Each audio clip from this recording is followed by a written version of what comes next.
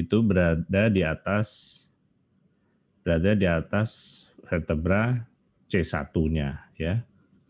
Lalu ini karena dia ada 8 di bawah C7 itu ada cervical 8 ya. Segmen spinal cord. Lalu kemudian kalau untuk torakal ke bawah berarti dia di bawah dari segmennya itu berada di bawah segmen vertebranya. Berarti ya. Karena yang C1-nya itu ada 8. Terus dia menembus di bawah ada C8, lalu T1 itu di bawah segmen vertebra T1 berada di bawah segmen vertebra T1. Nah, di antara tulang-tulang vertebra itu ada penyangganya yang namanya vertebra Recording in disc. progress. Ya. Vertebra disc ya.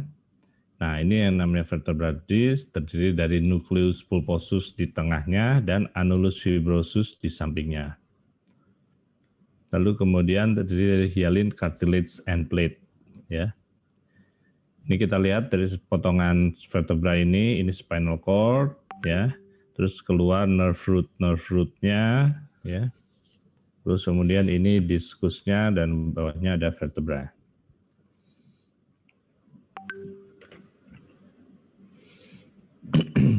Lalu kita kenal yang ada namanya facet joint, ya. Jadi sendi-sendi di vertebra ini ada facet joint ini facet joint, ada intervertebral disc ya. Ini juga sendi kan? Ini sendi, ada diskusnya ya. Ini ada vertebra bodinya. Ini saat kita fleksi, bending forward, lihat facet joint-nya akan terangkat ya. Facet joint di bagian posteriornya akan terangkat sehingga menyebabkan foramen intervertebra ini membesar ya. Jadi kalau kita lihat nanti kalau ada pasien datang jalannya agak bungkuk ya, itu bisa jadi dia untuk mengkompensasi rasa nyeri akibat dari saraf yang kejepit. Biasanya nerve root-nya kan keluar dari sini. Kalau misalnya dia kejepit, pasien lebih enak bungkuk, tapi itu akan jadi kebiasaan. Lama-lama dia senang membungkuk begini. Ya. Ya, kemudian saat misalnya dorsifleksi, rongga intervertebralis ini menyempit. Ini facet joint tertekan ke bawah, vertebra bagian saat ekstensi ya. Terus kemudian posterior spinal segment, kita lihat ini facet joint tampilannya seperti ini. Ini ada yang namanya lamina ya. Ini lamina. Oke.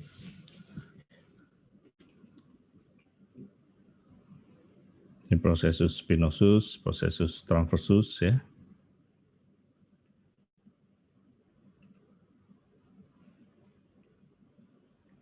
Nah, ini gaya-gaya yang terjadi pada spine ya, tulang belakang. Ada axial load dari berat badan atau gravitasi ya. B dan C ini ada bending ya. Terus ini ada BC ini bending ya. Ini B, C bending kanan kiri, bending depan belakang. Ini D ini torsion ya, yang bekerja padanya. Terus kemudian ini ada tension gaya tarik. Dan ada yang shear, ya. Shear ini kalau misalnya ada gaya dari luar, ya. Terus kemudian degenerative disc disease and low back pain. Tadi pendahuluan mengenai anatomi, ya, dan pergerakan-pergerakan yang terjadi pada vertebra. Degenerative disc disease, unfortunately, sayangnya degenerative disc disease suatu term atau suatu istilah yang menjadi keranjang sampah, gitu, ya. Jadi untuk penyakit degeneratif pada tulang belakang dibilang degenerative disc disease tanpa detail menjelaskan apa yang terjadi pada tulang belakangnya.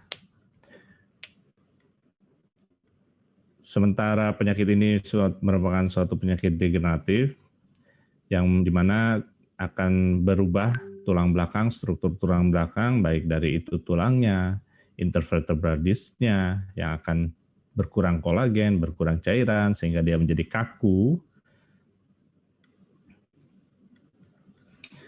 Nah, ini ya bisa dikatakan suatu proses degeneratif yang dimana tidak terdapat suatu keadaan patologis yang jelas gitu.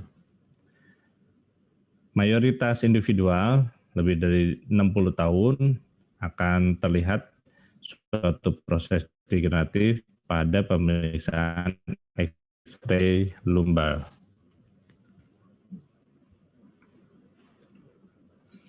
Nah ini degenerative disc disease, discus intervertebralisnya berarti yang terkena ya.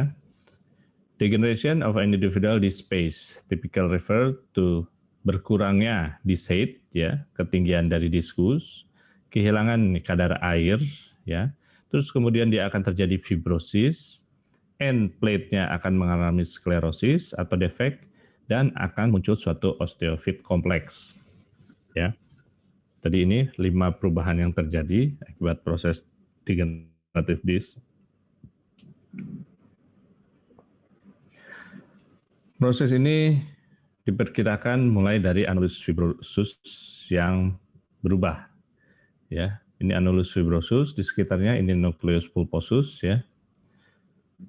Perubahannya terjadi pada struktur dan bahan kimia dari lapisan-lapisan konsentrik. Ya. Ya, keadaan yang muncul perubahannya itu hilangnya kadar air dan proteoglikan yang menyebabkan perubahan mechanical property yang menyebabkan dia tidak tahan terhadap stres dan strain, terhadap tekanan dan terhadap tarikan. Ya, ini perubahan yang terjadi, ini pada kadaver tentunya. Terus di aging days, ya, pada Thomson kriteria dibilang bahwa apa yang terjadi pada diskus ya. Ini halo apa masih bisa didengar? Punten bisa dokter? Bisa, soalnya ada tulisan internetnya nggak stabil. Thomson kriteria bilang dia ada hilangnya sel, hilangnya kadar air dan proteoglikan, penurunan tipe 2 kolagen dan tipe 1 kolagen. Tipe 2 itu terdapat pada jaringan tulang rawan, tipe 1 itu terdapat pada tulang ya. Jadi istilahnya diskusnya ikutan mengeras seperti tulang. Jadi dia harusnya yang tadi empuk seperti karet gitu ya, bisa neken ke belakang, neken ke depan, berubah bentuk ya saat terjadi proses penekanan tersebut. Nah, dengan keadaan seperti ini, dia akan menjadi kaku, ya, getas lah istilahnya kalau karet itu. Nah, terus kemudian ada annular fissura, ya, kemudian ada mechanical incompetence dan perubahan menjadi ke arah penulangan, ya, bony changes. Lalu kemudian pada degenerative disease ya, ada juga yang namanya facet arthritis. Tadi kita tahu facet ya. Facet itu adalah sendi pada tulang belakang ya. Ini facet ini pada satu vertebra ini ada dua ya. Superior facet dan inferior facet ya. Ini kan ini facet dari inferior dari yang atasnya ya. Bagi vertebra yang atasnya, nah ini apa sendi yang selanjutnya dia ada di bawahnya ya. Jadi sendi pada vertebra itu ada 1, 2, 3, 4, ya, 5, 6. Ada 6 dengan yang di depan kan. Ada satu vertebra itu. Semuanya itu membentuk suatu sendi ya. Ada facet arthritis nih. Kalau arthritis namanya arthritis suatu radang ya. Perubahan pada disc structure dan function yang mengarah pada perubahan dari articular facet. Terutama hipertrofi atau overgrowth mengarah pada redirection atau compressive load ke arah anterior dan middle column ke posterior element. Ya. Nah, facet arthritis bisa dihilangkan atau diobati dengan salah satunya facet injection dengan pemberian anestetik ya. Nah, keadaan ini meles for several months ya, beberapa bulan atau hanya beberapa minggu atau hanya beberapa hari. Ini tergantung dari tingkat keparahan. Ya. Sekarang itu untuk dunia kedokteran ada lagi namanya kaseminatan, ya, pain intervention, ya, pain intervention. Jadi beberapa spesialis, ya, ortopedi, rehab medik, bedah saraf, ya, itu membentuk suatu perkumpulan intervention untuk pain. Ya. Jadi mulai dari radiofrekuensi atau injeksi blok begitu ya. Itu mereka berkumpul di situ melakukan penelitian bareng-bareng, saya juga termasuk di dalamnya untuk mengurangi nyeri. Pasien biasanya kalau untuk suruh operasi itu pasti langsung nggak mau gitu. Tapi kalau untuk masih disuntik, diberikan terapi radiofrekuensi atau fisioterapi, itu mereka masih mau. Tapi kalau begitu dengar kata operasi, mereka nggak mau. Walaupun operasi sekarang, terutama endoskopik ya, per endoskopik. Jadi sebenarnya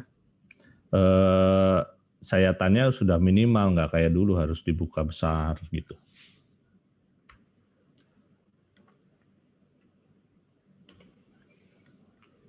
Nah, pada degenerative disc disease terjadi juga namanya osteophyte, ya. Degenerative disease maksudnya. Ada yang namanya osteophyte. Osteophyte terjadi karena hipertrofi pada vertebra yang berdekatan dengan degenerative disc, ya. Yang dibilang osteophyte itu adalah tulang-tulang yang tumbuh seperti ini nih. Nah, ini nih. Ini kan ada tulang yang tumbuh ya. Kursor saya kelihatan nggak ya? Kursor saya ini kelihatan? Kelihatan deh. Iya. Terlihat ya. Jadi kalau saya nunjukin sesuatu kelihatan ya. Nah ini kelihatan? Terlihat, dokter. Terlihat. Oke. Jadi ini pada degenerative disease ya, pada tulangnya muncul osteofit ya. Ini overgrowth dari pada tulang yang berdekatan dengan degenerative disc. Nah, ini overgrowth. Oke.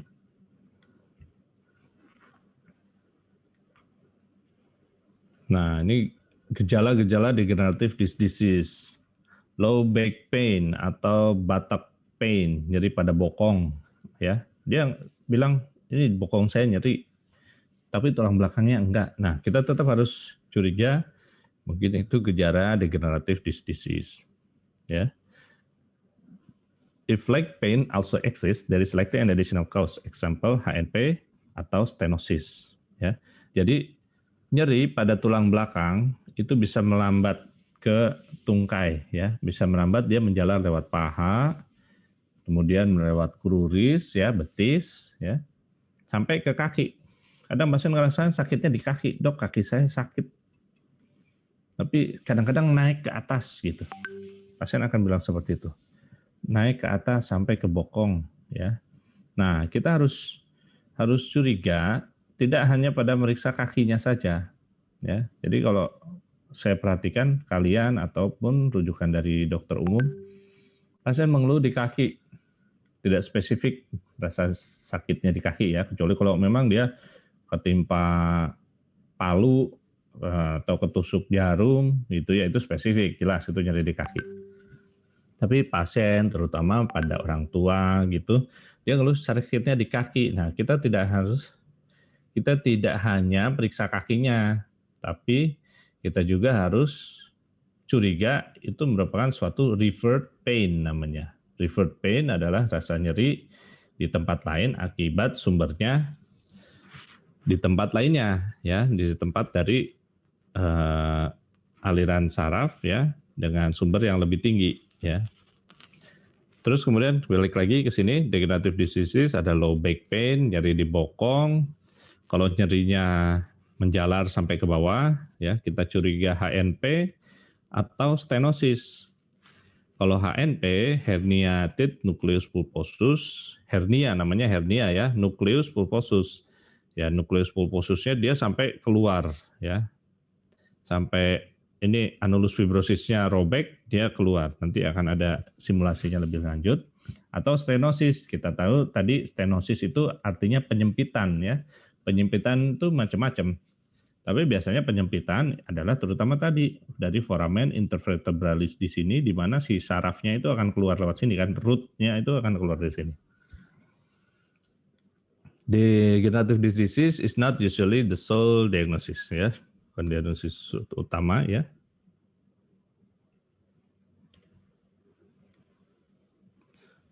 Nah, pada degenerative disc disease ini ada namanya discogenic pain. Discogenic pain ini sumbernya berasal dari diskus itu sendiri. An internally disrupted disc may result in disc material causing chemical irritation of nerve fiber. Ya, discogenic pain. Jadi rusak nih, anulus fibrosusnya rusak. Ini kan saya bilang nukleus pulposusnya. Nah, keluar ya, pecah gitu. Dalamnya ada cairan kimia yang akan mengirit.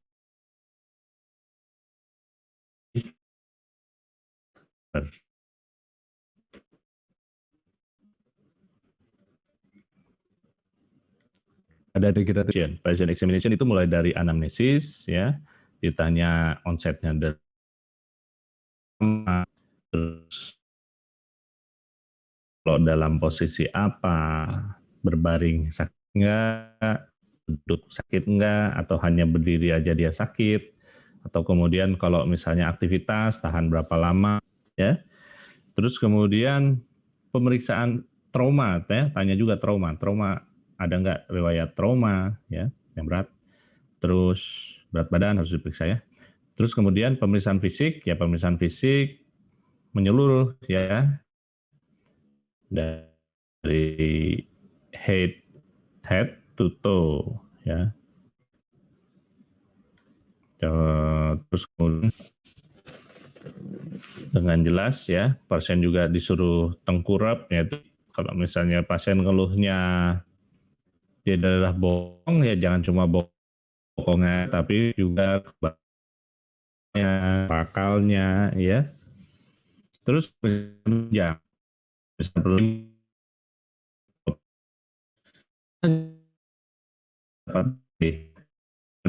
gambaran osteofit, gambaran ya. Terus idealnya adalah MRI ya. MRI di Cirebon, wilayah ya Cirebon saya tahu itu rumah sakit Arjawinangun, Mitra Plumbon, sama di Gunung Jati itu baru mulai, kadang sudah dibuka, kadang enggak gitu loh. Ya.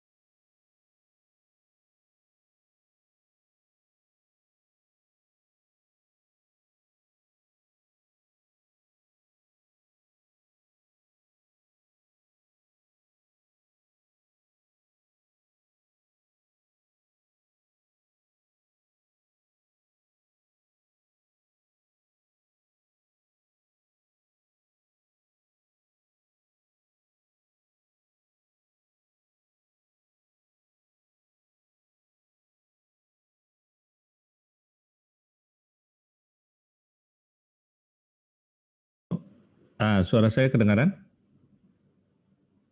Halo, tes. Dokter, terdengar dok? Tadi sempat hilang ya suaranya ya? Iya. Iya tadi dari hostnya di mute semuanya, terus masuk suara saya di mute. Oke, tadi sampai mana? MRI ya? Iya dok. Masih kedengaran tadi ya? Terus kemudian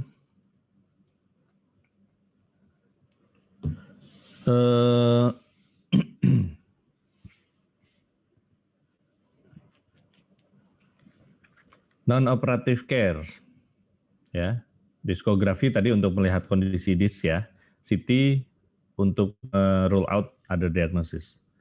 Lalu kemudian non-operative care. Non-operative care ini istirahat, ya. Non-operative care istirahat, harus bed rest, dirawat di rumah sakit. Untuk yang akut dia sakit sekali, dia sampai nggak bisa gerak sedikit sakit.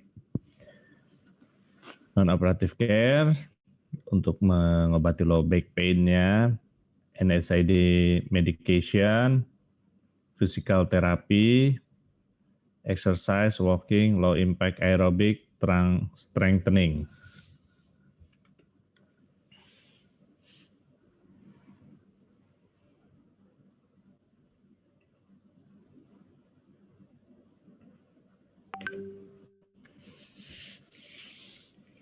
Nah, degenerative disease dari konservatif ada surgical care juga.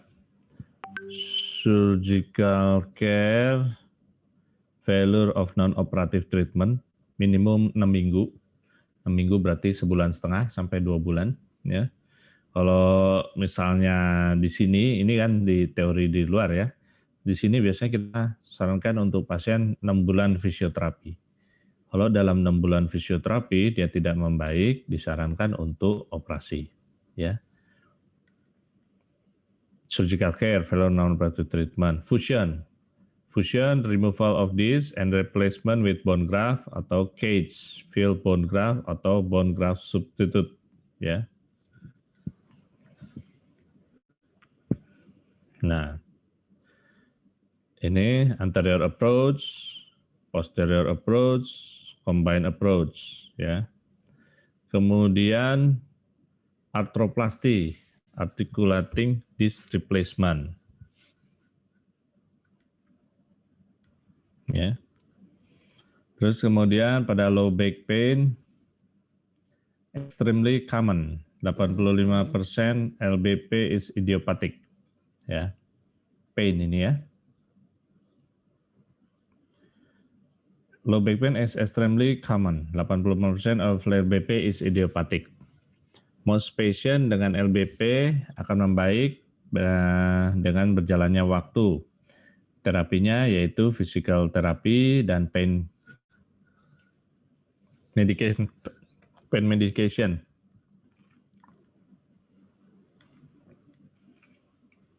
Seperti NSAID ya, ada natrium diklofenak, meloxicam, ada oterocoxib ya, golongan coxib juga. Nah, ini analisis pasien dengan low back pain. Evaluasi pasien tersebut, LBP should be identifikasi dengan potensial underlying disease. Ya. Jadi LBP itu bisa macam-macam. Bisa cancer, bisa infection. Nah, infection ini di Indonesia paling sering apa? TBC ya. Spondylitis, TB ya. Osteomyelitis, abses. Lalu kemudian fracture. Kemudian cauda equina syndrome.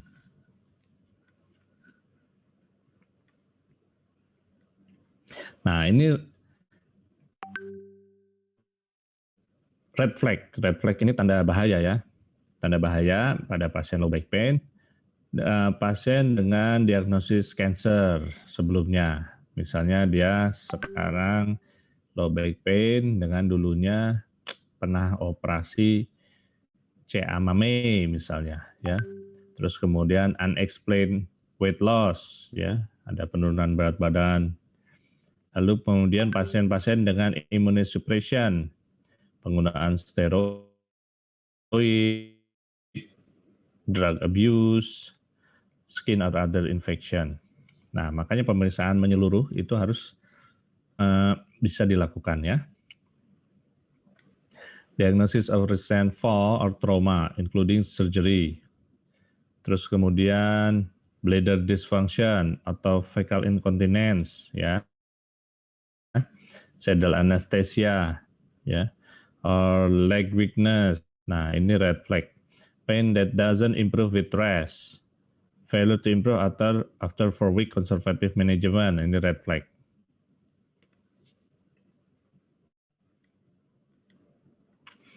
Apalagi yang perlu diperiksa dengan LBP, sosial faktor. Ditanyakan kondisi pekerjaannya gimana, ada tuntutan atau enggak, ya, tuntutan hukum atau enggak, ya, itu bisa menyebabkan pain, ya, stres, ya, muscle spasm. Tanda-tanda vital juga perlu diperiksa, adanya demam, ya, curiga ke arah infeksi, terus kemudian pemeriksaan darah rutin, terus kemudian physical exam yang baik untuk memperlihatkan ada tidaknya neurological compromise, ya, terus kemudian palpasi dari tulang belakang untuk menilai rasa nyeri, ya. Kemudian dari radiografi,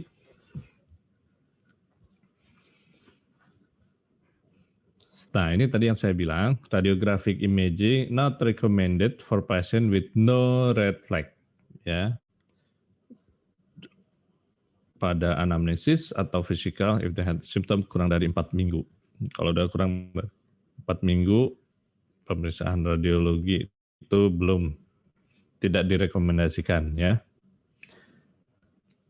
Ada tanda-tanda red flag tadi atau gejala yang menetap setelah 4 minggu, radiographic evaluation recommended. Lalu rujukan bila diperlukan, ya. Lalu tadi LBP, lalu sekarang ke arah HNP, herniated nucleus pulposus. Tadi udah beberapa kali kita singgung, ya. HNP. Nah, orang taunya HNP, ya. Nah, sakit tulang belakang tuh taunya orang HNP. Nah, konsepnya dari HNP ini merupakan namanya hernia, ya, keluar tuh, mencotot orang Jawa bilang. Nah, intervertebral disc kan without konsep, secara konsep seperti jelly pada donat, ya, jelly pada donat, donat yang bulat gitu, yang di dalamnya ada isinya. Kalau bisa beli dari Jeko gitu, ya, Dunkin Donat. Nah kalau kita lihat itu kan ada lubangnya. Nah, kalau kita pencet, lubangnya akan keluar jelinya. Nah, ini juga kurang lebih seperti itu, ya. Ini apa level-level dari HNV. Ada yang disc degeneration saja, ya. Ada yang prolapse, ya. Ada yang extrusion itu berarti sudah keluar, dan ada yang sequestration, ya.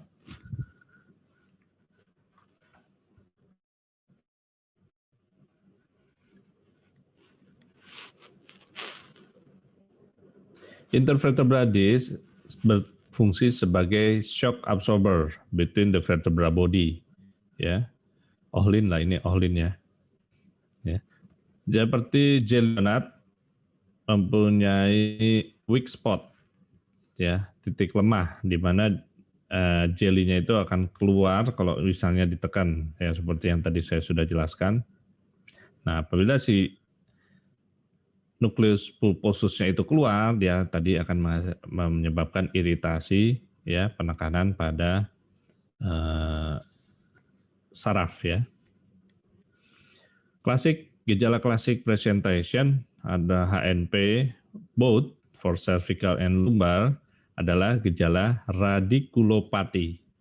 Nah, radikulopati ini, ya, merupakan gejala yang disebabkan karena nerve root-nya tertekan, ya, nerve root-nya tertekan, karakteristik pain, rasanya kayak kesetrum gitu, seret menjalar ke bawah kayak kesetrum. Misalnya kalau di cervical, ya, HNP-nya cervical, dia akan menjalarnya ke lengan, ya, bisa lengan kiri atau lengan kanan, tergantung dari tadi foramen vertebra mana yang ketekan atau diskusnya pecahnya di sebelah mana tuh. Misalnya nekan ke arah sebelah kanan, yang kerasa di kanan, sebelah kiri ya di kiri. Ya. Lalu kemudian ada yang namanya thoracic destination. Ini sangat jarang sekali. Nah, kalau misalnya yang HNP-nya di segmen vertebra lumbar, ada namanya gejala sciatica, the classic radiculopathy of lumbar, ya, HNP. Ini tergantung dari nerve root yang terkena. Motor weakness itu dapat terjadi, which again representative the nerve root involved. Nah, L4 quadriceps ya, knee extension. Kalau L4 dari quadriceps untuk knee extension. L5 tibialis anterior. L4, L5 foot dorsiflexion. S1 gastrocnemius, foot plantar flexion. Ya, ini L5 S1. Terus lower motor neuron sign. Lower motor neuron sign ini apa? Yang tadi saya bilang. Kalau misalnya medula spinalis ya sampai ke otak, itu gejalanya adalah gejala upper motor neuron ya. Ada klonus ya. Misalnya kalau kita gerakin gini ke belakang tangannya. Klek gitu, dia akan gerak-gerak deng deng deng deng deng deng sendiri. Nah, itu ada klonus ya. Terus refleks fisiologis akan meningkat, refleks patologis akan positif. Kalau orang normal kan refleks patologis nggak akan positif kan.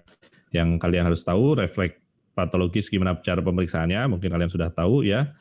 Ada apa aja? Ada Babinski ya. Terus kemudian apa lagi?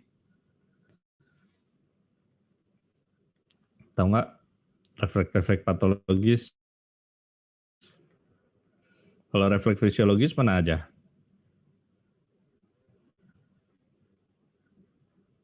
Halo?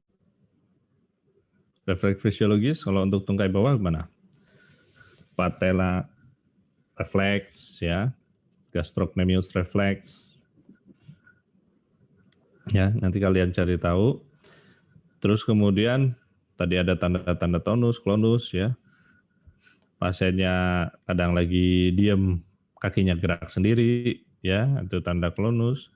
Nah, itu upper motor neuron. Kalau pada lumbar HNP di bawah segmen L1, L2, gejala upper motor neuron yang tadi dibilang itu tidak ada.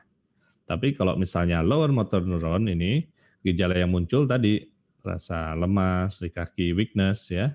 Terus kemudian tidak bisa dorsifleksi kalau L5 yang terkena, tidak bisa plantar fleksi kalau S1 yang terkena ya.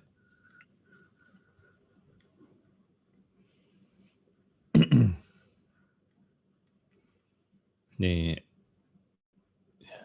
kita lihat gambaran skematik kalau misalnya ada lateral disc herniation.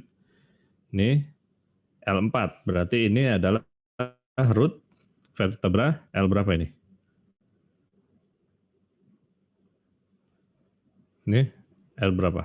Tadi kan udah dijelasin waktu awal-awal. Kalau vertebranya L4, ini root saraf dari vertebra L4 ya. Nah, ini L5 ya. Kalau segmen cervical ini di 4 ya, ini di atasnya ya. Ini berarti ini C4, ini C5 berarti ya. Gitu.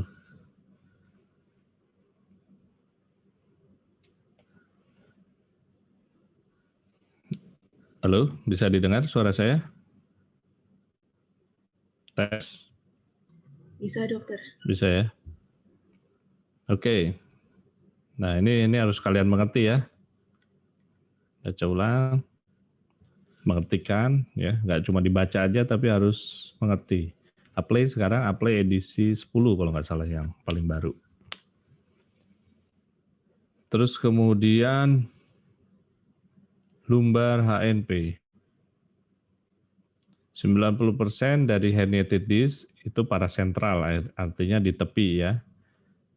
Artinya dia di tepi itu hanya nekan salah satu sisi aja biasanya, 90%. Masih ada yang 10%-nya lagi terkena pada dua-duanya.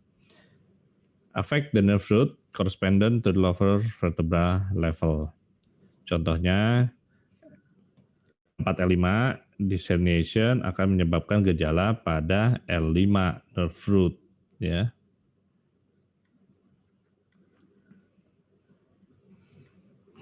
L4, L5, ini L5 nerve root.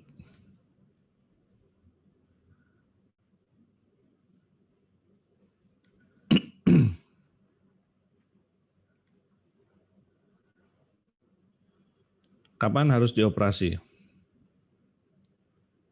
Natural history herniated disc to resolve over time. Ya, over time-nya itu berapa? Yaitu tadi ada yang bilang 1,5 bulan, ada yang bilang 1 bulan, tapi rata-rata kita harus terapi obat, fisioterapi sampai 6 bulan. Kalau misalnya dia tidak ada progres atau memburuk, baru pikirkan untuk operasi.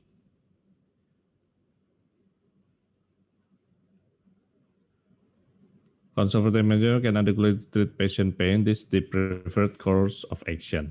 Ya, jadi pada prinsipnya selama terapi konservatif, pemasangan lumbar brace, pemberian obat-obatan, pengurangan aktivitas, modified ADL ya, activity daily living ya, living itu kita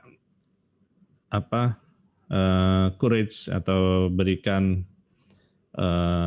ilmu pada pasien bagaimana cara melakukan mengangkat barang, back exercise ya. Itu kita harus berikan itu semua, terus menyarankan dia untuk fisioterapi, obat-obatan ya. Kalau itu semua tidak membaik, baru pikirkan operasi. Lalu kemudian itu tadi lumbar HNV. Ini cervical HNP, classic presentation, wake up with it, usually no identified wake factor. Ini menyebabkan gangguan gerak, ya, keterbatasan gerak pada leher, dan gejalanya yaitu menjalar ke lengan. C6, C7 dissemination will impinge upon the C7 root, ya.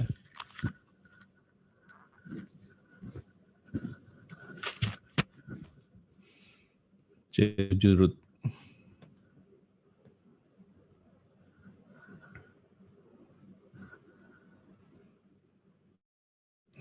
Nah, terus kemudian cervical HNP sama ya terapinya. Conservative treatment, pemasakan soft cervical collar biasanya disuruh ya. Fisioterapi ya, exercise.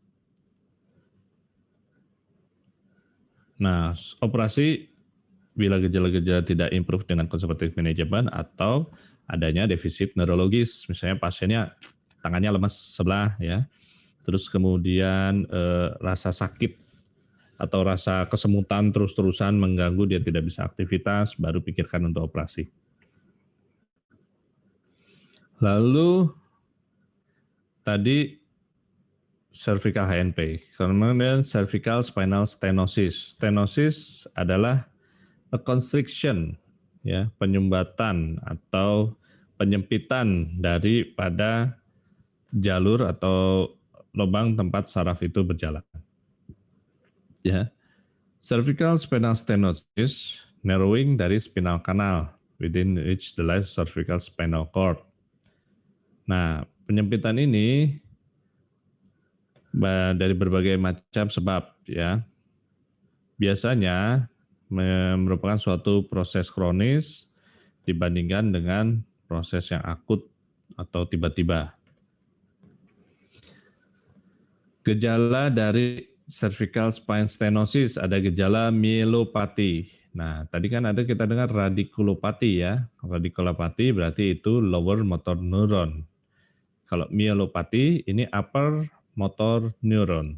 Nah, di upper motor neuron ini tujuan kita adalah untuk mencegah pasien yang myelopatik.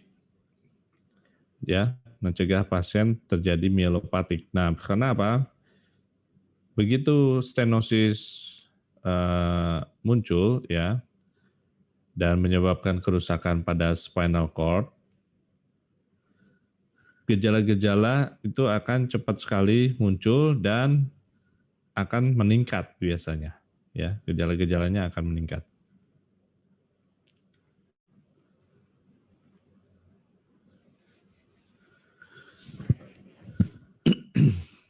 Nah, gejala-gejala yang muncul itu ada clumsiness ya.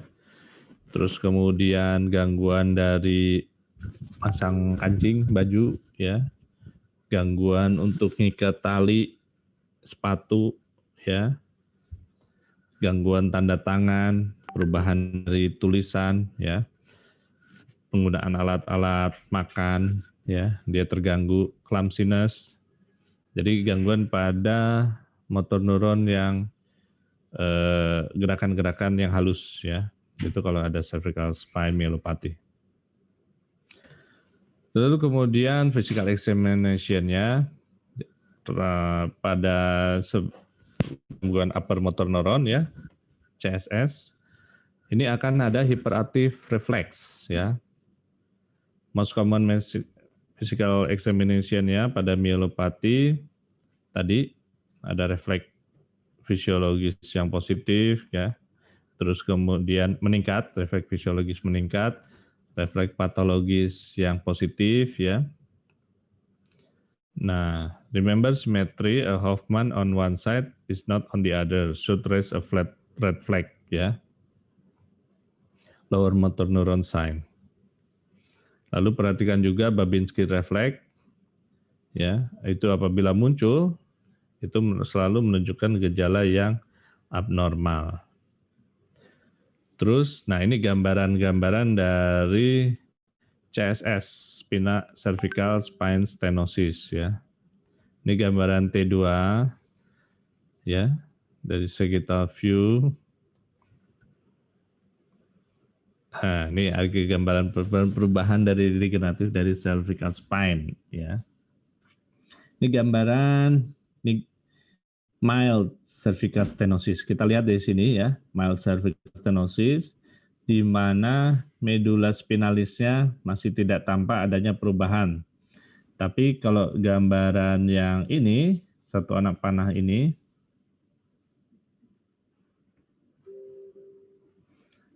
ini merupakan gambaran cervical, mana tadi? Nah, spinal stenosis yang berat ya. Ini ada gambaran kompresi ya, perubahan warna ya daripada cervical spine-nya. Ini menunjukkan bahwa tidak adanya aliran cervical spinal fluid. Ini menunjukkan adanya perubahan ya, perubahan warna menunjukkan adanya perubahan atau kerusakan pada spinal cord. Nah, ini lebih berat ya. Surgery. The goal of surgery untuk mencegah dari progresi myelopathy melalui adequate decompression area yang mengalami stenosis. Nah, ini kenapa harus dioperasi? Karena begitu gejalanya sudah sampai myelopathy, complete return atau function atau remission dari simptom hampir tidak pernah terjadi. Nah, ini kenapa CSS ini harus diidentifikasikan awal. Nah, tapi tadi surgery ini tidak semua pasien setuju ya. Nah, lumbar spinal stenosis ya. Lumbar spinal stenosis, just as we discussed with cervical spinal stenosis, lumbar spinal stenosis dapat terjadi secondary dari apapun yang menyebabkan spinal kanal ini menyempit ya. Bisa dari osteofitnya, bisa dari diskusnya ya. Nah, ini dari stenosis atau narrowing tadi ya, menyempit. Dari intervertebral disc-nya dia juga bisa menyebabkan penyempitan.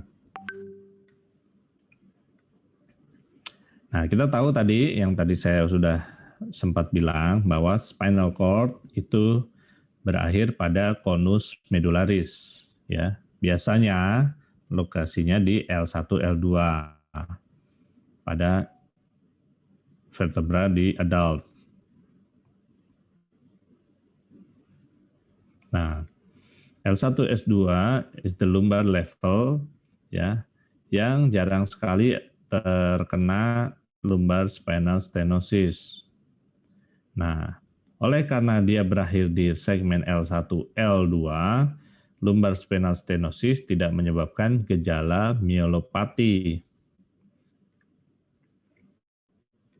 Gejala-gejala yang muncul adalah gejala lower motor neuron sign, ya.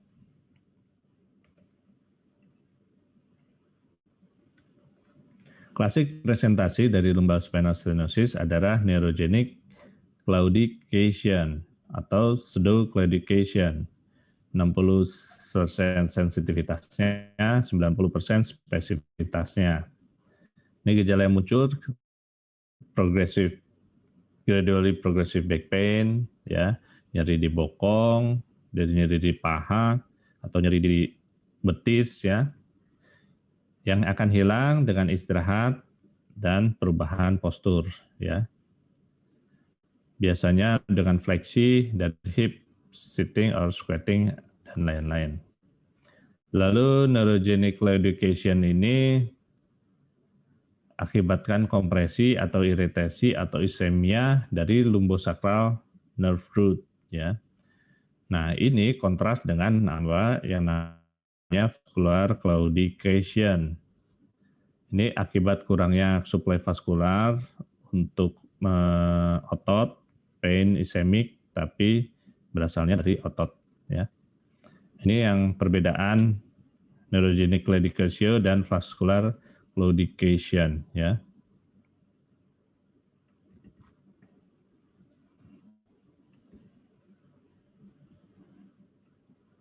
Nah, ini perbedaannya, ya, langsung ke bagian ini pada neurogenic claudication dan vascular claudication. Distribusi nyerinya berdasarkan dermatom, ya, berdasarkan perjalanan saraf. Kalau ini distribusi nyerinya berdasarkan dari kelompok otot yang diperdarahi oleh vaskular yang sama. Sensory loss-nya ini dermatomes distribution, sensory loss-nya ini stocking distribution, ya, seperti stocking, ya, rasanya. Terus kemudian instinctive factor, ini a variable amount of exercise, prolonged maintenance of given posture, 60% have pain on standing at rest, ya. Batuk produce pain in 38%, yaitu pada neurogenic. Reliable reproduce with fixed amount of exercise, distant ambulated that decrease as disease progress. 27% mempunyai nyeri saat standing, ya, saat berdiri. Ini hilang saat istirahat. Ini slow, often lebih dari 30 menit kalau yang neurogenic. Kalau yang vascular claudication begitu istirahat langsung hilang rasa nyerinya. Ini rasa claudication itu rasa nyeri yang hilang timbul, ya, hilang timbul claudication. Ini distance-nya variable day to day in 62%, konstan pada 88%.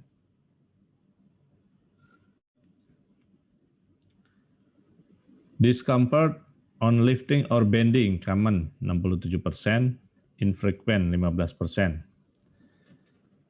Ya, terus peripheral pulse normal. Kalau vascular claudication menurun or absent.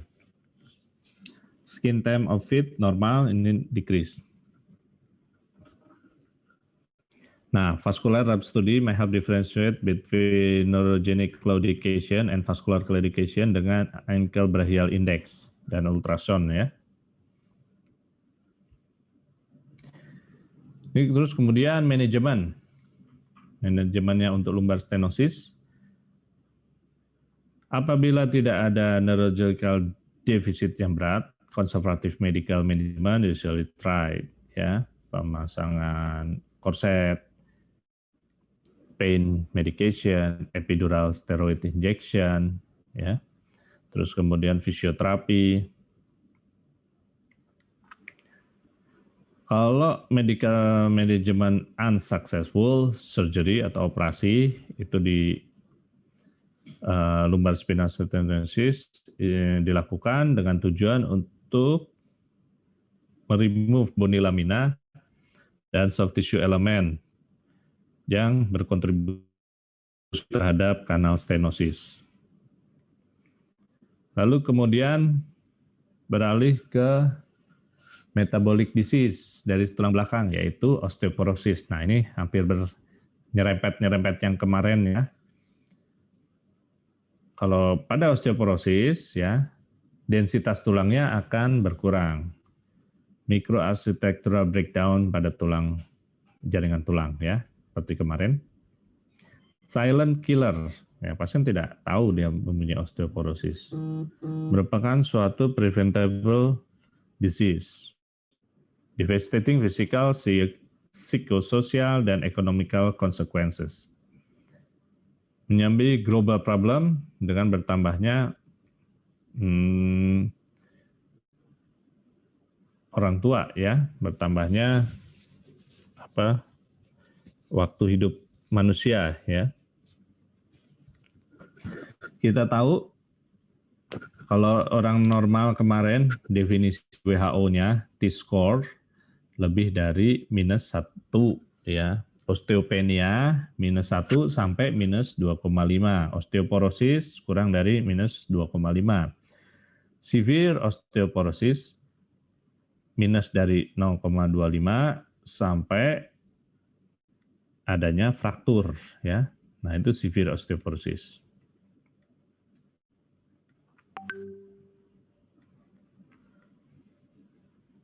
Definisi ini diaplikasikan untuk postmenopausal woman dan men lebih dari 50 tahun.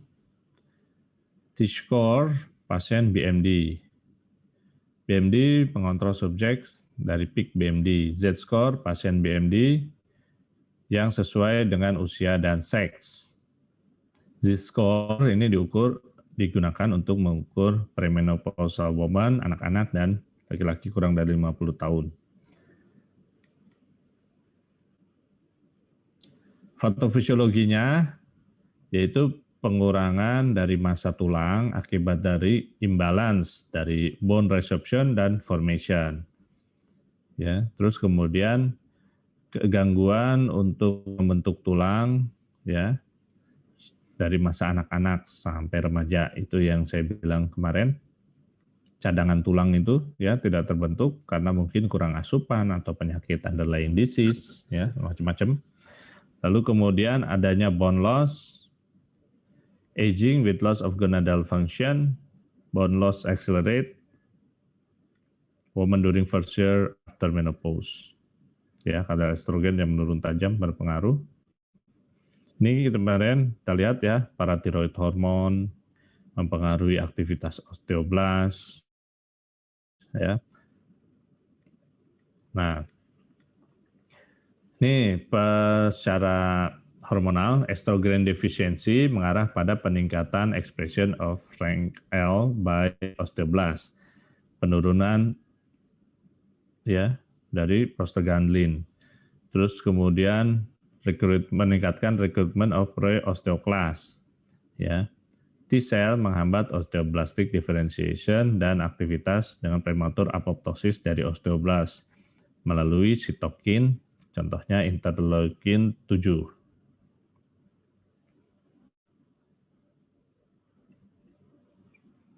Meningkatkan sensitasi dari tulang efek terhadap paratiroid hormon ya. Osteoklastik, meningkatnya osteoklastik apoptotif, padahal kita tahu osteoklastik ini menyebabkan peningkatan dari pengurangan kadar kalsium di tulang, meningkatkan production dari TGF beta. Lalu kemudian aging, progresif penurunan supply dari osteoblast, pengurangan kadar kalsium uptake dari GI tract, bone resorption meningkat, bone formation menurun dari usia sekitar 30-an ya. Woman loss 30-40% dari cortical bone, 50% dari trabecular bone. Laki-laki berkurang 15-20% dari cortical bone, 25-30% dari trabecular bone. Kalsium deficiency, hiperparatiroid hormon sekunder ini menyebabkan penurunan dari renal excretion of calcium, peningkatan renal production of 1,25 dihidroksikalsitriol, peningkatan kalsium absorption dari gut, dari intestine, ya, dari usus, ya, meningkatkan bone resorption.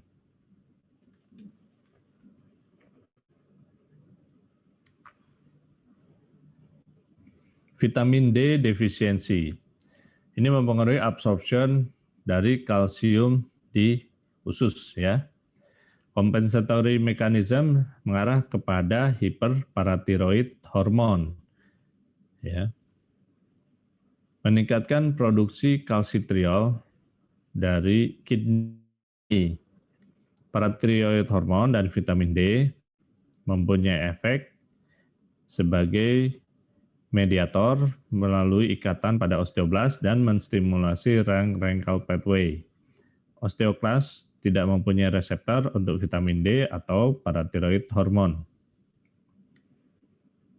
Osteoporotic fracture dari insufficiency atau fragility fracture, aka istilah lainnya, mostly from low energy trauma atau minor load, ya. Akibat dari energi yang rendah bisa menyebabkan fraktur. Vertebra body merupakan tulang cancellous, ya, yang bisa terjadi fraktur, ya. Makanya awal dari osteoporosis salah satu gejalanya adalah low back pain, ya. In osteoporosis, penurunan dari bone mass dan internal interconnectivity, disruption dari horizontal trabecula. Akibat dari over-aggressive osteoclastic resorption. Rosen and Tenenhaus cadaveric study, 200 sampai 450 horizontal trabecular fracture per vertebra body pada various stage of healing. Cumulative lead to weakening of cancellous bony structure.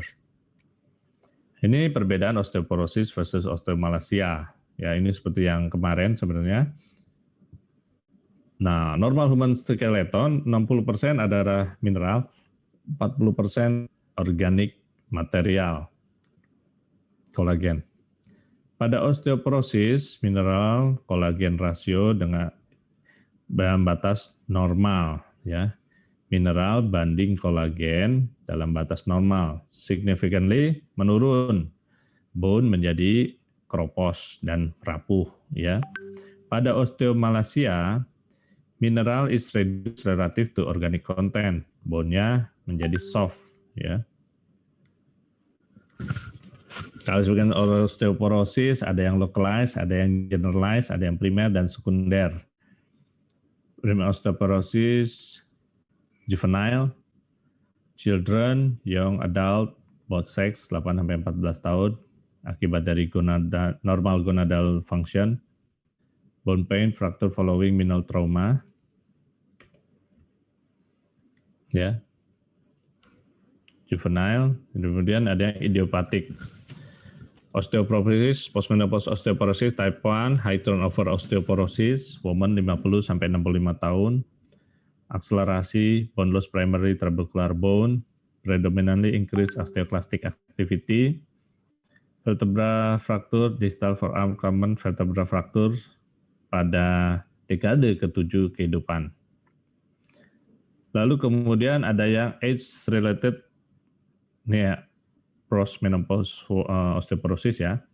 Age-related atau senile osteoporosis, ini tipe 2. Low turnover osteoporosis,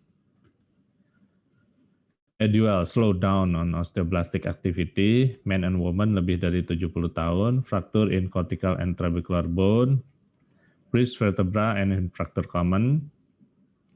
Lalu kemudian secondary osteoporosis, ada yang genetik, ada yang endokrinopathies, ya, ada yang deficiency state, inflammatory condition, hematological neoplastic disorder. Kita bahas satu-satu. Yang genetik kongenital, ini ada contohnya renal hiperkalsiuria, cystic fibrosis, Ehlers-Danlos, Gaucher disease, Marfan syndrome, osteogenesis imperfecta, hypophosphatemia. Itu yang sekundari osteoporosis, jadi osteoporosis karena penyakit ya. Endokrinopatis, Cushing syndrome, DM, adrenal insufficiency, prolaktinoma, hyperthyroidism, hyperparathyroid hormone, hypogonadism, panhypopituitarism, Klinefelter, Turner, endokrin. Deficiency state ini kalsium, magnesium, vitamin D deficiency, protein deficiency, celiac deficiency, malabsorption, malnutrition, parental nutrition. Lalu kemudian inflammatory condition, rheumatoid arthritis, ini bowel disease ya. Terus kemudian SLE, ankylosing spondylitis, hematological neoplastic disorder, hemofili, hemochromatosis, leukemia, limfoma, multiple myeloma, SCD, thalassemia, dan metastasis. Medication, anticonvulsant, antipsikotik, anti-cancer drugs, furosemide, glucocorticoid, long-term heparin, ya, hormonal terapi, tiroxin, LHRH analog. Miscellaneous, ada pregnancy, lactation, alcoholism, depression, HIV, chronic renal disease,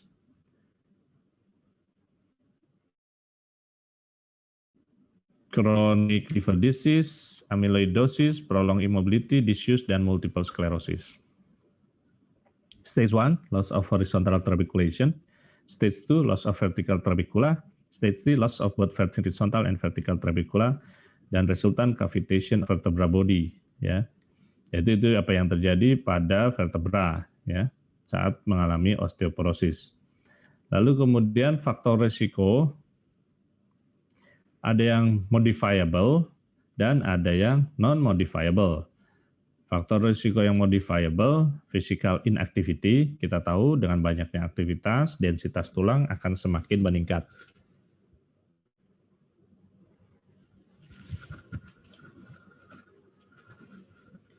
Terus kemudian drug, alkohol, cigarette smoking itu harus di stop ya, berhenti obat-obatan yang menurunkan densitas tulang. Stop alkohol, stop merokok, defisiensi status ya. Nutrisi harus dijaga. Nah, BMI kurang dari 20 sampai 25 kg per meter persegi. Lebih dari 10% body weight loss in men, undergoing deprivation therapy in men, previous fragility fracture, ya. Yang non-modifiable, umur, jenis kelamin, perempuan lebih banyak dari laki-laki 4:1, race, ras ya, genetik, terus amenorrhea, late menarche, early menopause, post-hysterectomy, oophorectomy, androgen estrogen deficiency. Mnemonic dari osteoporosis, low calcium, seizure drug, obat-obatan menyebabkan osteoporosis, terus thin build, ethanol intake, hypogonadism, previous fracture, thyroid excess, ras, ya, terus kemudian other relative with osteoporosis, ya, hubungan keluarga yang lain dengan osteoporosis, ada penyakit osteoporosis, terus kemudian steroid, kurang aktivitas, dan merokok, ya. Epidemiologi, ini kemarin sudah, ya. Terus ras demografik, ya. Ini non-Hispanic, white, Asian, estimated have approaching 20%, low bone mass 52%, ya. Ini kerugian-kerugian akibat osteoporosis. Terus 2/3 vertebral compression fracture akibat osteoporosis asimptomatik dan dapat muncul perlahan-lahan. Meningkatnya morbiditas dan mortalitas. Correlate dengan number of vertebra yang mengalami fraktur. Minimal stress, ya. Jadi hanya duduk begitu aja, krek, bisa langsung krek. Nah, itu bisa langsung patah ya. Afek middle atau lower thoracic dan upper lumbar. Karena daerah situ merupakan daerah yang paling tinggi stresnya saat aktivitas menahan badan ya. Lower thoracic dia kita tahu kostenya itu adalah koste melayang ya. 11-12 kostanya tidak nyambung ya di depan dengan sternum. Dan lumbal 1, lumbal 2 itu merupakan area perbatasan di mana area torasik itu mempunyai rangka ya dengan adanya kosta, dan L1 L2 itu tidak mempunyai rangka, sehingga apabila terjadi osteoporosis itu adalah daerah weak point ya. Weak point itu daerah titik lemah ya.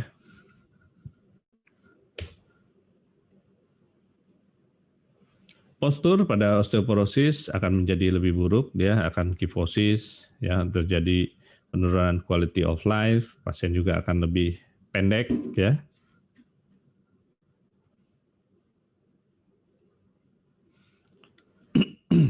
Clinical presentation, osteoporosis pada vertebra, akut back pain setelah membungkuk, batuk, mengangkat barang, jatuh atau minor trauma.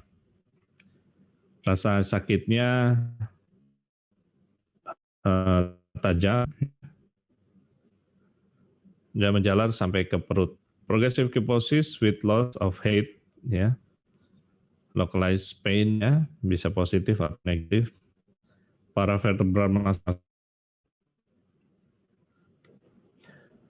Complication-nya chronic pain, meningkatkan morbiditas, mortalitas, prolonged immobility, penurunan quality of life, kyphosis yang berat ya, hyperkyphosis, spinal deformity, Duager's hump, loss of 1 until 2 inch tinggi badan pada dekade ke-7, depresi akibat tidak pede ya.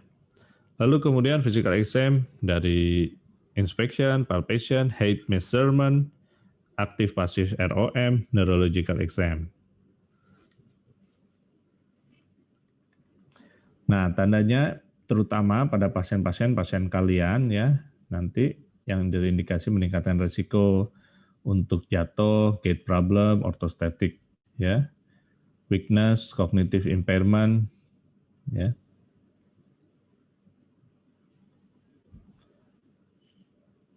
Subtle collagen defect, short 5 digit, dentinogenesis imperfecta, hyperlaxity, hearing loss, pes planus, bunion, blue sclera.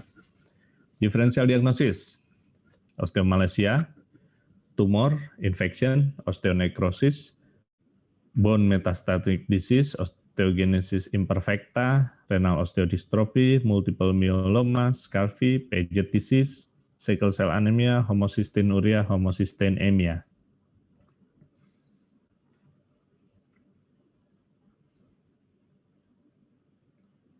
WHO fracture risk algoritma, screeningnya woman lebih dari 50 tahun ya, untuk laki-laki tidak dilakukan secara rutin. Indikasi untuk screening pada laki-laki, resiko osteoporosis fracture equal to greater than lebih dari 65 tahun, tidak ada additional risk factor. Lab workup to establish baseline condition, CBC, serum kalsium, magnesium, fosfat, Fe, LFT, TFT, vitamin D level, kreatinin, base-urea nitrogen ya. Untuk mengeksklud penyebab lain, urin 24 jam, parathyroid hormon, testosteron, ISR, CRP, LED ya. Urinary free cortisol level, BMA, urinary protein electrophoresis. Biochemical marker of bone turnover, reflect bone formation and resorption, mungkin meningkat pada high bone turnover state ya.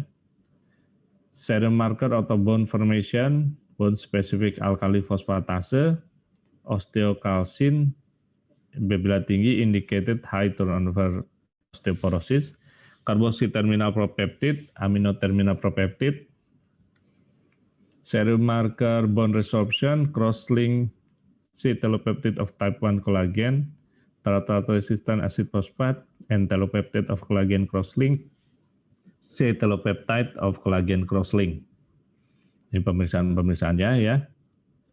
Urinary marker bone resorption, hydroxyproline, free in total predinoline, free in total deoxypredinoline, NTX, CTX. Imaging, ya. Ini anggap aja nggak ada asuransinya, bebas ya, bukan BPJS. Imaging, plain radiography, ya, untuk mengakses overall skeletal integrity, suspected fracture. Jika pasien tinggi badannya berkurang, present osteopenia atau bone loss, cannot diagnosis osteoporosis.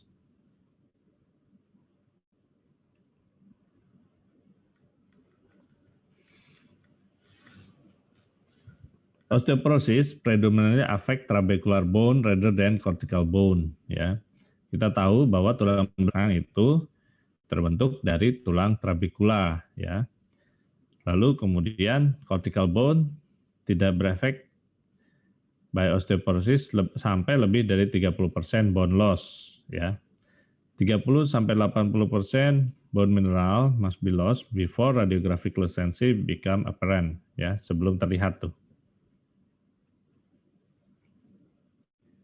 Densitometry ini yang kemarin, dual energy X-ray absorptiometry, DEXA, untuk menilai jumlah tulang yang hilang, ya. Standard for evaluation BMD, bone mass density. Tidak sesensitif dari QCT untuk mendeteksi early trabecular bone loss, memberikan hasil rapid, ya, scanning time, less costly, dan presisi. Untuk mengkalkulasi BMD pada lumbar spine, pada hip, ya, proximal femur, dan wrist. Report ST and Z-score. Terus kemudian selain DEXA, tadi ada juga single photon absorptiometry. Precise, ya, ini lebih presisi dan lebih rendah radiasinya. Relatif insensitif untuk mendeteksi early stage osteoporosis. Karena ini lebih mengukur korteks daripada trabecular bone. Dual photon absorptiometry DPA can measure BMD in the spine and proximal femur. Limited ya, terbatas karena poor reproducibility, lama scanning time, by vascular calcification, dan banyak muncul artefak disebabkan vascular calcification. Ya, itu DPA. Lalu CT, quantitative CT scanning. Quantitative CT scanning assess BMD only pada tulang belakang. Dapat digunakan pada dewasa dan anak-anak. Most sensitive method untuk mendiagnosis osteoporosis karena ini mengukur trabecular bone dengan dalam vertebra body. Dibandingkan dengan DEXA, ini lebih mahal. Poor reproducibility, possible interference by osteophyte, high radiation. Single photon emission CT scanning, SPECT. CT-like band imaging technique offer better image contrast dan more accurate lesion location. Increase sensitivity, specificitas of bone scanning untuk deteksi lumbar spine lesion, sekitar 50-50% over planar technique. Visualize bone structure will overlap on planar image, facet joint, pars interarticularis, dan pedicle.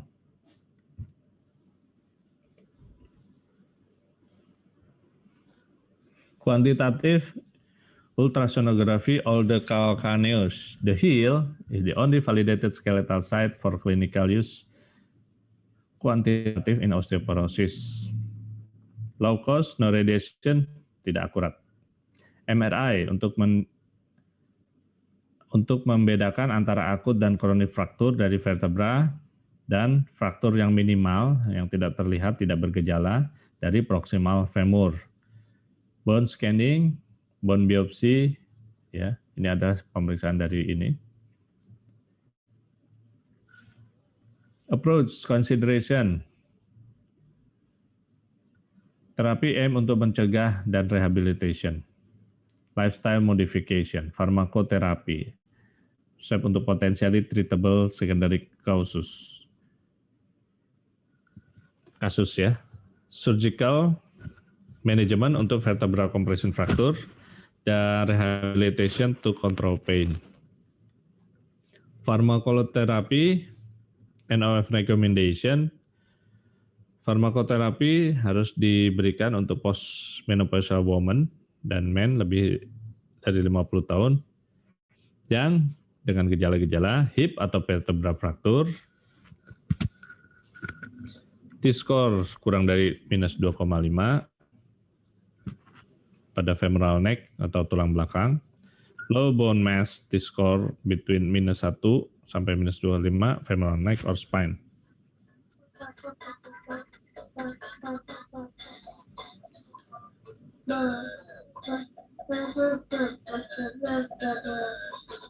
Ten-year probability of heavy fracture lebih dari 3%, 10-year probability of major osteoporosis related fracture lebih dari 20%.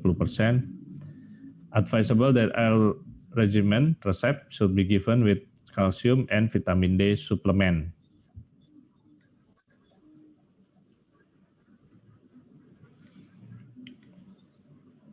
Bifosfonat ya, most commonly used untuk regimen untuk resep dan prevention, terapi dan pencegahan. Oral dan IV formation, MOA, bind to hydroxyapatite crystal and active bone resorption, thereby inhibiting osteoclastic resorption. Mekanisme of action-nya ya. Terus kemudian side effect over time menurunkan bone turnover at very high level, menurunkan bone strength and resilience, osteonecrosis of the jaw, ya, jaw, atypical femur fracture, subtrochanter and stress fracture. Bone turnover markers should be monitored and if they become significantly menurun, the treatment holiday institute until return to normal level. Diistirahatkan ya. Terus kemudian alendronat, ya, dosisnya 70 mg per minggu, menurunkan fracture rate of the spine, hip wrist by 50%. Dikombinasikan dengan vitamin D. Risendonat, nih mereknya contohnya Actonel, menurunkan vertebral fracture 40% dan non-vertebral fracture 30% dalam 3 tahun. Dapat dikombinasikan dengan pemberian kalsium. Ibandronat, pemberiannya satu kali setiap bulan, IV 3 bulan sekali. Zoledronic acid, most potent, meningkatkan BMD pada spine 4,3 sampai 5,1%, hip 3,1-3,5%, menurunkan spine fracture by 70%, hip by 40%, IV sekali setahun. Selective estrogen receptor modulator, SERM, raloxifene, menurunkan vertebral fracture sekitar 35%, dari parathyroid hormone. Stimulasi angiogenesis, vascular endothelial cell differentiate to become osteoblast. Indication and osteoporosis dengan di mana resep intolerance ya dengan obat-obatan yang lain. Finkelstein menyebutkan kombinasi dari terapi dengan bifosfonat menurunkan benefit. Kosman, ya 3/12 diikuti oleh 3/12 dari post therapeutic pada pasien dengan pemberian mingguan. Alendronat BMD increase above that of either direction alone. Terus kemudian kalsitonin sama fungsinya dengan bifosfonat menurunkan osteoclastic activity sehingga ini dicadangkan untuk pasien-pasien dengan estrogen yang intoleran. Formulation, injeksi atau intranasal spray. Denosumab, humanized monoclonal antibody yang melawan RANKL. Dosisnya 60 mg tiap 6-12 ya. May become first line atau resep untuk pasien dengan autoimmune dan inflammatory disorder, overactivity, frankly is major factor in bone loss in such patient. HRT, hormone replacement therapy, contohnya estrogen, derivatif premarin, estradiol, etropipad. Tidak ini nih, awalnya dia tidak direkomendasikan, menyebabkan side effect-nya CMAME, myocard infarct, CVA, dan DVT. Ya. Estrogen, progestin combination, estradiol, levonorgestrel, conjugated estrogen. Lain-lain, vitamin D, ergocalciferol, polycalciferol, kalsium, strontium, renalat, delinitrogen. Nah, ini vitamin D yang sekarang juga dibilang bagus untuk COVID ya, mempercepat negatif. Lalu kemudian American National Clinical Endocrinologist first line menyarankan alendronat, risendronat, zoledronic acid, denosumab. Second line ibandronat, third line roroxifen, treatment failure, teriparatide. Surgical therapy, early mobilization and return to normal or normal function, itu adalah tujuannya. Indikasinya pada pasien incapacitating atau persistent severe focal back pain yang berhubungan dengan vertebral collapse. Anterior and posterior decompression, stabilisasi dengan menggunakan pedicle screw and rod, plate, cage, bone grafting untuk menghasilkan fusi. Kemudian kipoplasti, mengurangi kifosis, mengembalikan vertebral body height, minimal invasif. Vertebroplasty, usual to control pain associated dengan vertebral fracture. Acrylic cement, preventing painful movement of individual fragment. Also reduce pain by heat produced by polymerization process. As the cement hardened, does not restore height or kemudian ini gambarannya ya, kalau vertebroplasty. Vertebroplasty ini dimasukkan bone semen, mana ya? Nah, ini dia. Nah, ini kan fraktur dari vertebra ya. Disuntikan dengan alat, ya ini tulangnya laminanya dibor dulu, dibor, lalu dimasukkan jarum, ya. Lalu jarumnya ini berisi semen, ya, semen akrilik. Nah, ini akan dipompakan ke dalam vertebra ini. Ya, dan dia akan mengisi matriks-matriks yang tadinya kropos, yang kolap, dicor lah istilahnya, ya, sehingga si tulangnya itu akan kembali lagi, ya, kembali lagi kuat, tegap, ya, harapannya posturnya akan membalik dan nyerinya akan berkurang atau hilang. Oral vitamin D pada makanan.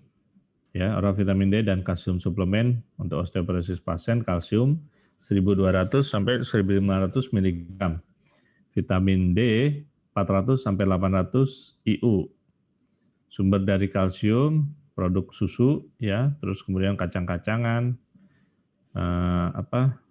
ini sunflower seed ya.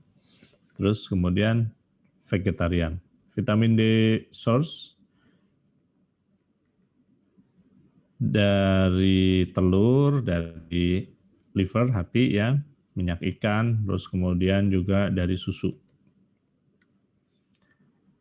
Modality yang lain, treatment fisioterapi untuk meningkatkan back extensor muscle untuk mengurangi kyphosis. Kemudian penggunaan ortotik, thoracolumbar orthosis, Jewett brace, cruciform and spinal X brace, cast brace. Occupational therapy untuk latihan meningkatkan aktivitas dalam kehidupan sehari-hari. Lalu kemudian exercise, aerobik, low impact exercise 3-5 session per minggu selama 1 jam. Prevention of osteoporosis dimulai dari anak-anak, adequate calcium, vitamin D intake, weight bearing exercise. Behavior modification, stop merokok, physical inactivity, intake of alcohol, kafein, animal protein. Yang kemarin saya udah bilang ya, kafein ya, banyak kafe-kafe baru buka instead of tempat minum susu. Prevention of osteoporosis. Start in childhood tadi ya. Mana tadi? Belum. Sudah. Pharmacological regular periodic bone densitometry every 2 years for postmenopausal woman. Long-term monitor DEXA repeat every 2 sampai 3 tahun if baseline is normal and every 1 until 2 years pada osteoporotic pasien dengan yang sedang menjalani terapi. Terima kasih. Ada pertanyaan sampai sini?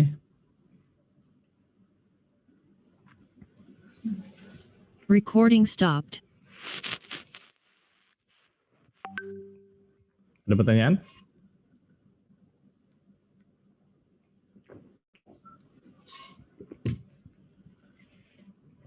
Nanti ya. Jadi penyakit-penyakit degeneratif ya, selain